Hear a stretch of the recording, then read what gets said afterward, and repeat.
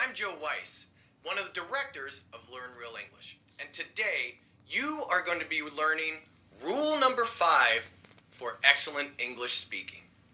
But before I talk about rule number 5, I want you to think back a couple of days to rule number 2. Rule number 2 is do not study grammar rules. When you study grammar rules, then you think about that grammar before you speak. And that causes you to hesitate, and you speak much slower, and you understand much slower. So, since you learned rule number 2, you may have wondered, how am I going to learn to speak English with correct grammar if I do not learn grammar rules? Well, that's what I am going to be teaching you today. Okay, so how do we do it?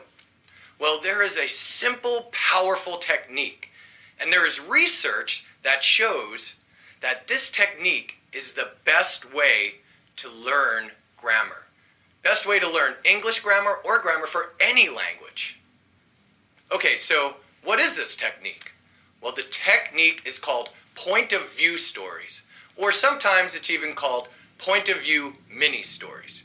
Mini means small, so a mini story is just a short story. So rule number 5 is use point of view stories. Okay, so now that I've told you what the technique is, how do we use this technique? How do we use point of view stories?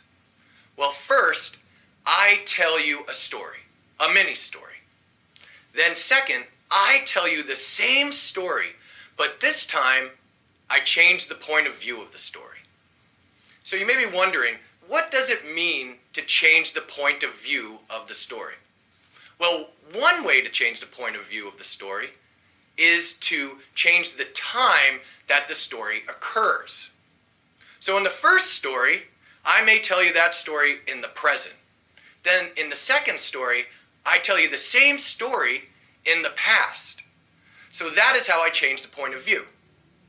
Another way to change the point of view is to change the person who is actually telling the story or narrating the story. Now, I'll give you an example of that later in this video. But one important thing to remember is each time that you change the point of view of the story, you change the grammar in the story. So each time I tell you the story, I tell you the same story, but you hear different grammar. Okay, so now that I've told you how to use this technique, I think it's a good idea that we practice. So let's practice this technique. So I will tell you a story in the present right now. Okay, let's start. There is a man, and his name is John. And John goes to the store, and John buys a shirt. And the shirt is blue. And John pays $20 for the shirt. Okay, so that is our first story, told in the present. Now your job is easy. You just listen to this story. You listen, and you just try to understand what is happening in the story. And you listen many times because we want this information to be stored deeply in your memory. Okay, so how do we use these stories to learn grammar? Well, now I'm going to tell you this story again. Same story, but this time I'm going to tell you the story in the past. So let's start the story. 1 year ago, there was a man, and his name was John.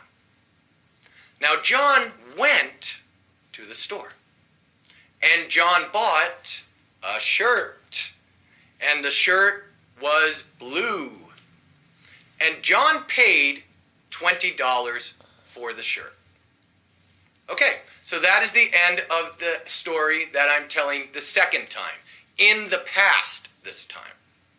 Now, I want to tell you that this is just a very simple and short example. Now, if you get any of our video lessons or our audio lessons, or if you come to our live event, like one of our seminars, the stories are much longer, and they're much more difficult. But in this easy example, we have just heard the story 2 times. We heard the same story, but one time we heard it in the past, and one time we heard it in the present. So now, you would listen to this story, listen many, many times. And when you listen, do not think about grammar. Do not think about what verb tense I'm using. Do not think about whether I'm using irregular verb form. No, do not think about that. When you listen, you simply listen and you try to understand the story. That's all you need to do. That's why this method is so easy, yet so powerful. You hear these different stories, and you hear them many times. You hear the same story with different grammar.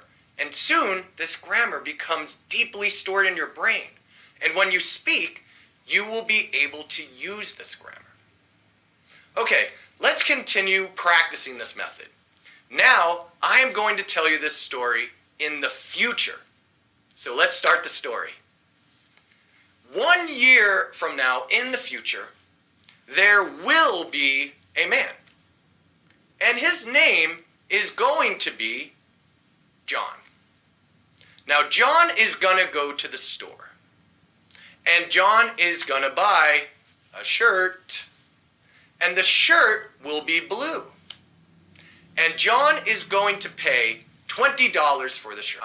You notice this is the same story, but the words in each story are different as we change the point of view. So once again, you would listen to this story many, many times. You would not think about grammar at all. You would just listen and try and understand the story.